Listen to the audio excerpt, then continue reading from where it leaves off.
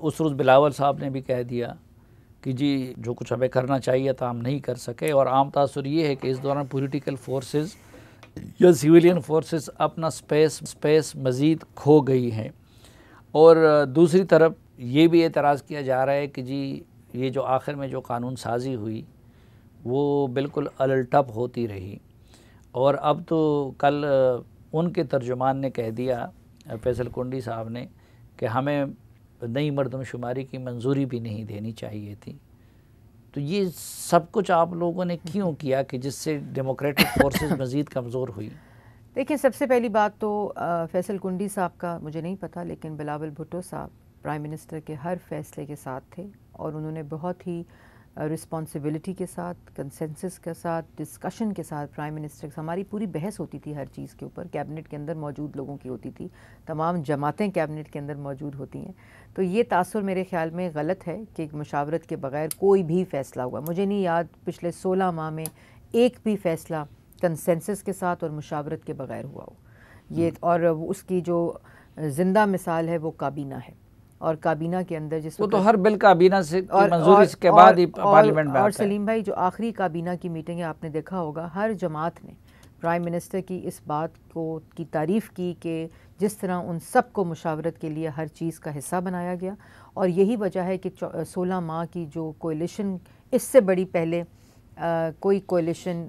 جو گورنمنٹ ہے وہ نہیں آئی جس میں یہ تمام جماعتیں موجود ہوں اور ایک پوری مشاورت کا عمل ہو، اور 16 ماہ کوئی بھی اعتراض کسی طرح کا نہیں آیا ہو۔ تو پہلے تو میں یہ کہہ دوں، جو بل بھی پاس ہوا وہ سینٹ میں بھی گیا، وہاں بھی تمام جماعتیں موجود ہیں، نیشنل اسمبلی میں گیا، وہاں بھی تمام جماعتیں موجود ہیں۔ میرا اپنا پیمرا کا جو قانون ہے وہ بھی جب ہوا تو اس پہ بھی یہی بات آئی کہ کالا قانون آ گیا، گلا گھونٹ دے گا صحافت کا، یہ وہ سب کچھ، لیکن وہ 12 ماہ کی محیط کنسلٹیشن کے اوپر وہ سارا بل بنا، پھر وہ اسٹینڈنگ کمیٹی میں گیا جہاں ساری جماعتیں موجود ہیں، پھر وہ نیشنل اسمبلی میں گیا، پھر وہ کیبنٹ میں گیا، پھر وہ CCLC میں گیا۔ CCLC کے اندر بھی جو کیبنٹ کمیٹی آن لیجسلیشن ہے وہاں بھی تمام جماعتیں موجود ہیں۔ ایک چیز پہ تو ہم کھلے دل سے آپ کو خراج تحسین پیش کرتے ہیں کہ آپ نے ورکنگ جرنلسٹ کی تنخواہوں کا معاملہ اس کو مشروط کر دیا اشتہارات کو اس سے، یا سروس کے لیے کچھ رولز بنا دیے، کم سے کم ویج مقرر کیا، کیونکہ ہم مانتے ہیں بینگ اے میڈیا پرسن کہ ہمارے میڈیا آرگنائزیشنز میں ورکرز کا، خصوصاً رپورٹرز کا، کیمرہ مین کا، باقی ان سب کا بہت استحصال ہوتا ہے۔ اس لیے آپ کے اس فیصلے کو PFUJ اور باقی لوگوں نے بہت سراہا بھی، لیکن آپ نہیں سمجھتے کہ کچھ نہ کچھ ایلیمنٹ اس میں کہیں نہ کہیں ایسا موجود بھی ہے کہ جس کو آگے جا کے مس یوز کیا جا سکتا ہے؟ اور اب مثلا آتے ہی اب پیمرا نے PTI کے کچھ مفرور رہنماؤں کے YouTube چینلز پہ پابندی لگا دی۔ پہلی تو پیمرا YouTube چینل پہ پابندی نہیں لگا سکتا، وہ PTA کا اختیار ہے، ہاں، ٹیلی کام اتھارٹی کا، پیمرا کا اس سے کوئی لینا دینا نہیں ہے۔ دوسری بات یہ ہے کہ 2002 کا مشرف کا کالا قانون موجود تھا جس کو آج تک اس کی ایک شق کو بھی امینڈ نہیں کیا گیا، اور اس کے اوپر رولز اور کوڈ آف کنڈکٹ بنا 2015 کے اندر۔ تو دو صورتحال تھیں، ایک تو اس قانون کو بدل دیا جائے جو مشرف کا ہے، اس سے زیادہ کالا قانون تو نہیں ہو سکتا تھا، اور پھر امینڈ کے ساتھ جو کہ یہ ایڈیٹرز کی آرگنائزیشن ہے، CPNE ہے جو کام کرتی ہے، پھر میڈیا ریپرزنٹیٹیوز کے ساتھ یہ جو ڈیفینیشن مس انفارمیشن اور ڈس انفارمیشن کی بنائی ہے وہ ان تمام کی مشاورت سے بنائی ہے۔ UN کی ہیومن رائٹس کمیٹی کی جو ڈیفینیشن ہے اس کو دیکھ کے بنائی ہے۔ 12 ملکوں میں جو مس انفارمیشن اور ڈس انفارمیشن کی جو ڈیفینیشن سارے ٹیسٹ پاس کر کے بنی ہوگی، یہ اس سے بنائی ہے۔ دیکھیں، قانون میں ہر جگہ گنجائش رہتی ہے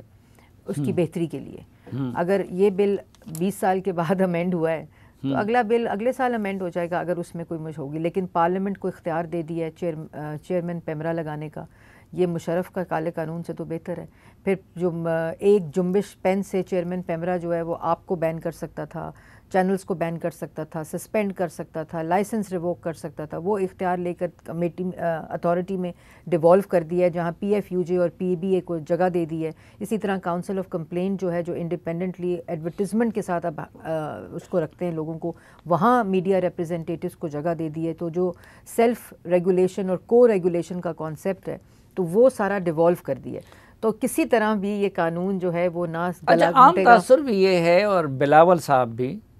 طریقے سے یہ تاثر دینا چاہتے ہیں، اگرچہ پچھلے سالوں میں اسٹیبلشمنٹ کی آنکھوں کا تارہ بننے کا مقابلہ جاری رہا مختلف جماعتوں میں، لیکن وہ یہ تاثر دیتے ہیں کہ جیسے یہ توق کے حساب سے ہم نے قانون سازی کی ہے تو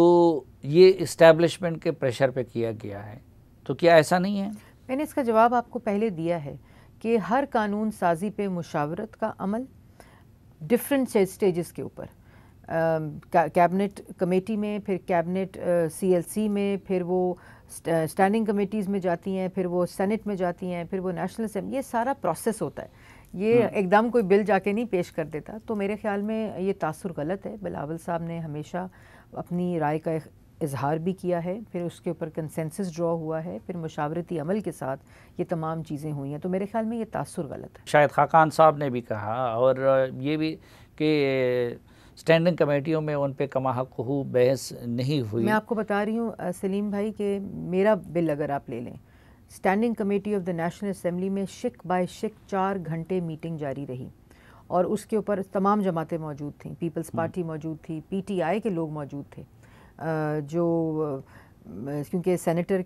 کے اندر بھی یہ بحث ہوئی جب اسٹینڈنگ کمیٹی میں گیا، جہاں سے میں نے بل وڈرا کیا اسٹینڈنگ کمیٹی کے اندر، وہ صرف اس لیے کیا تھا کہ بل پڑھ نہیں رہے تھے، بل کو اچھے بل کو کانٹروورشل بنا رہے تھے، اور بغیر پڑھے شکوں کے اوپر میں نے پہلے دن کہا کہ آپ شکوں کے اوپر بحث کریں،